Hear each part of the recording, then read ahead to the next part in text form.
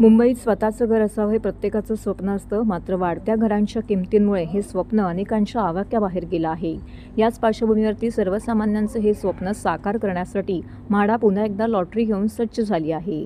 2014मध्ये मुंबई मंडळासाठी लॉटरी जाहीर झाल्यानंतर आता जुलै महिन्यात म्हाडाच्या कोकण मंडळाकडून सुमारे 4,000 घरांची लॉटरी जाहीर होणार आहे. यामध्ये ठाणे, कल्याण यांसारख्या शहरांचा समावेश आहे. त्यामुळे इच्छुक नागरिकांचे घरांचे स्वप्न आता पूर्ण होण्याची शक्यता आहे. जुलै महिन्यात 4,000 घरांची लॉटरी जाहीर होणार आहे. या चितळसर येथे हाऊसिंग स्टॉकमधून उभारलेल्या 1,173 घरांचा समावेश आहे. तर कल्याणमध्येही म्हाडा 2,500 घरांची लॉटरी काढणार आहे.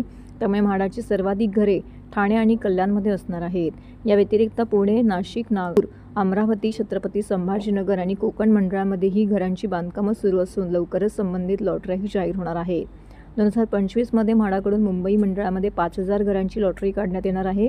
ही लॉटरी दिवाळीपूर्वी जाहीर होण्याची शक्यता आहे.